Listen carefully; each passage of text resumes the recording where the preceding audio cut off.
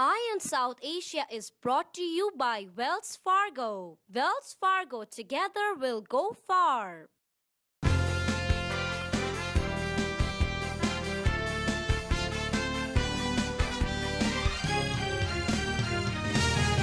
Welcome back to Ion South Asia. Sanjeev, we had a great event that happened back in November. That's right. Just a couple of weeks ago, right? Yeah, just a couple of weeks before ago. Thanksgiving. Right. But no shortage of food, that's for sure. It was a feast, and this is the Varley Culinary Awards that happened in New York City. And it was a black tie event in the Altman building, and it was hosted by the celebrity chef Sanjeev Kapoor. Yep. So they were basically, had several nominees from the top premier Indian restaurants in the tri-state area and like Connecticut, New York City, New Jersey. Or as far as places. Canada, remember? As far as Canada. As far as Canada. And they did bring in some people from India. So they had several nominees in several different categories, and they were, awarding some key awards to these restaurants. This was the inaugural Worley Culinary Awards, followed by Worley Food Festival, which I think was in March or April of this year. Right. So that was a super success. Food Festival was a super success. I think this is the first time that she did it. Worley Singh, who is the founder of this Worley Food Festival and a Culinary Awards. This award ceremony was the inaugural. It had over 300-400 people. It was a black tie affair. Oh yeah. And then, like you say, a lot of food was there. Bhavna was very busy trying out almost every single thing. I saw you two at every single table, No, so you can't blame me. I was just checking out on you. I couldn't eat much. But anyway, coming back to the point, restaurants in the New York and New Jersey area, as well as Connecticut area, were nominated in a few categories: Best Restaurants, Viewer's Choice, Critics' Choice, and they went as far as upstate New York and all the way to Canada. Right. And I think there was a restaurant from Canada. Also, restaurant from Dubai and India were also in the category. So Worley Singh put the entire this culinary awards thing together, which was attended by guest master chef Sanjeev Kapoor, who actually received a Lifetime Achievement Award at this culinary award. And he was a happy face, and he said that I can't believe I'm accepting this Lifetime Achievement Award. But finally, a day comes for any celebrity where you have to achieve a Lifetime Achievement Award. And then, many restaurant owners were there. Just to name out the winners here, Lifetime Achievement Award, went to Chef Sanjeev Kapoor. Best Chef from India, Sabyachi Gorai, he was there, if you remember that. Yes. So he was the best chef. Best restaurant in India was India Accent in New Delhi. Best fast food here in New Jersey was Mithas Restaurant. Then the best restaurant upstate New York was Jaipur. Best restaurant in Connecticut was Thali. Best restaurant in Long Island was Mint. And the best restaurant in New Jersey, Palace of Asia. Yes. But more interestingly, People's Choice, best restaurant was New York City's Bukhara Grill, which is a very popular restaurant. And the Critics' Choice was best restaurant in New York City was Junoon. Right. And there's no surprise there because Junoon is one of the most upscale and happening places. Same thing with Bukhara Grill. Oh, yeah. Bukhara Grill. I'm yet to try all these places. Right. But yeah, there were also several Bollywood celebrities, not just the chef celebrities, but there was stars Manu Narayanan, Right. Chandrachur Singh. Chandrachur Singh was there, Manu Narayan was there. And American TV star Tamara Tooney of Law and Order. Was there. And also India's Deputy Ambassador to the UN, Manjeev Singh Puri. Was there. So it was very much a star-studded event and huge success. All the best to Worley Singh, and I'm sure that the next event is going to be as good as this one. Yeah, so the next we have next year would be the food festival, I believe. Or I think next year Food Festival is going to be in Dubai. Oh, right. Yeah, we were gonna get plane tickets for that, right? Yeah, that's right. We're gonna be. But there's going to there. be some kind of event next year in New York. Right.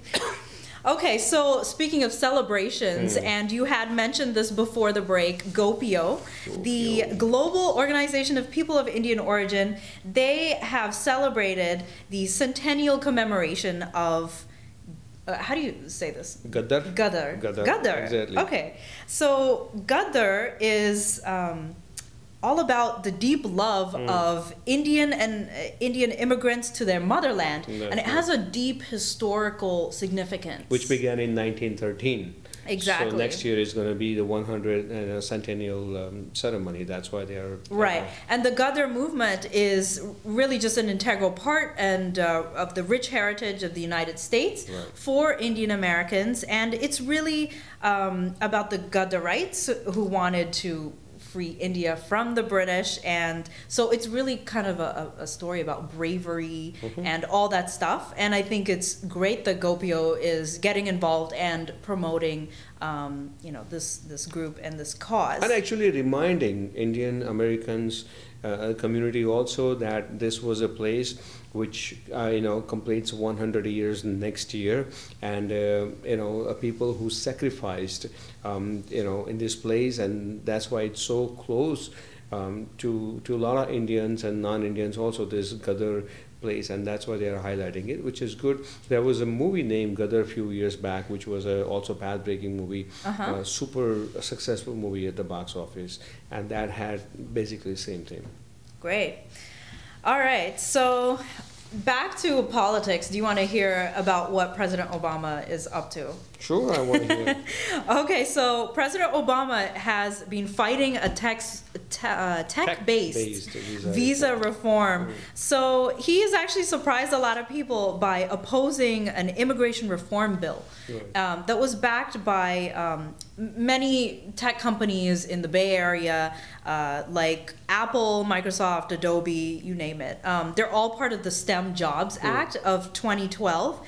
And they pretty much wanted to make up 55,000 visas for foreigners who were earning a degree in the science and math technology areas. And this was essentially a Republican-backed system or a bill. And which Obama is continuing. Yeah, Obama has actually opposed this immigration reform bill. So the Democrats are basically trying to say that they want a more comprehensive reform. So I guess we're yet to see what they are proposing on this. Yeah, I think the tech companies have come together and come up with the solution, because I know there is this issue with visas and people coming into the States getting rejected and all that stuff. So yeah. I thought you were going to talk about some nominations by Obama into his administration. We'll probably talk about that next time. I'm sure we'll have more people. Okay. Because we'll wait for that. Yeah, we'll have a record number, I'm sure. All right. So speaking of which, there was one appointment, not to the Obama administration, but to the Massachusetts Mutual Life Insurance Company. Nimesh Trivedi has been appointed the head of Asian Indian market development. So as we were talking about in our first segment, Indian Americans are really the growing, minority population in the United States, the fastest growing, as well as one of the most affluent. So they really want to find a way to get their business and essentially protect their money. And what better way is there than to get an Asian market division, I guess you could say. And this Nimesh Trivedi is going to be heading this division. And they're going to be targeting this community to get some more business and that sort of thing. I think it's really going to help. He's going to play a very important role in the growth of Mass Mutual, being a South Indian, and I think their target is a South Indian community. So he's going to play a major role into it. And speaking of Indians and their contribution and recognition, I think this story is also very well. 2 Indians among 5 Rutgers faculty named in AAAS Fellows. This takes place every year. It is the Association for the Advancement of Science. That's what stands for AAAS. And the 5 Rutgers professors were actually among 702 scholars that made the list, and out of 5 Rutgers professors, 2 are Indians, and the Rutgers University is the state university of New Jersey. It has, I think, a strong Indian American students list.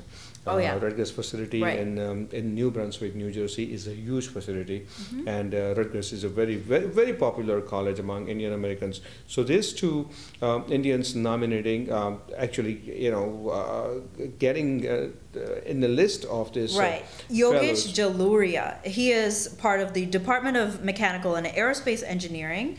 And he is a leading authority in thermal science, and he's been recognized for contributions to heat transfer and that knowledge and developing that sort of area. The association cited Jaluria for outstanding pioneering contribution to the field of thermal science and engineering, particularly to materials processing, buoyancy-induced flows, fire spread, energy storage, and environmental flaws. Yes. And the other one, Manish Parashar, Department of Electrical and Computer Engineering, School of Engineering, who is also New Jersey resident. He has also got nominated into this list. This AAAS, which is once again American Association for the Advancement of Science, founded in 1948, I believe. Right. And there are about 702 scholars. 1848. 1848. It was founded in 1848 and is the world's largest general scientific society and works to advance science for human well-being through the projects. So we wish them good luck, both of these fellows from Rutgers. And our final story we have for this week is an unfortunate one. It's actually a sad story that we're going to end our Eye on South Asia this week's segment with this sad story. Right. A venture capitalist, Ravi Kumra, was killed in a home invasion. It was essentially a burglary. And there's still investigation happening into this. It happened in Monte Sereno. This is the first homicide in Monte Sereno in 40 years. And this gentleman, Mr. Ravi Kumra, obviously family is not saying a whole lot of, talk about this. And Ravi Kumra, who actually started his fortune in the cellular phone company business, and then, he was actually murdered at his home in Monte Sereno. And Harinder Kumra, who was actually bitten during the burglary, was taken to a local hospital with non-life-threatening injuries. Neither Seaman nor the coroner have said what caused Ravi Kumra's death. So once again, the investigation is still going on. We don't know what caused Ravi Kumra's death, as there is no official report from coroner's office. But source close to the police department told the Los Gatos Weekly Times that he was not shot.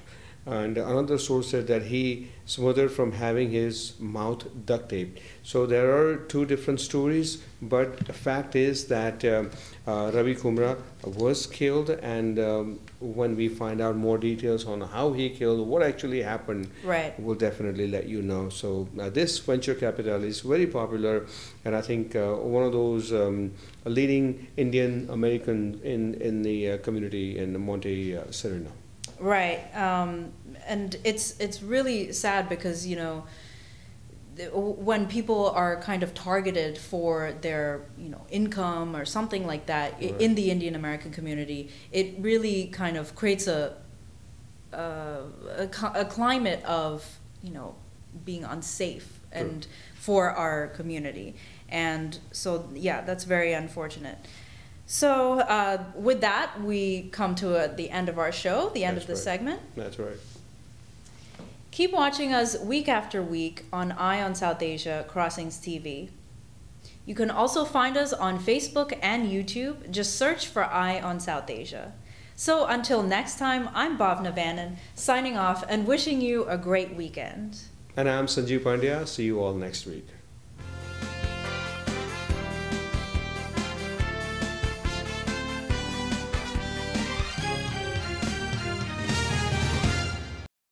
Eye on South Asia is brought to you by Wells Fargo. Wells Fargo, together we'll go far.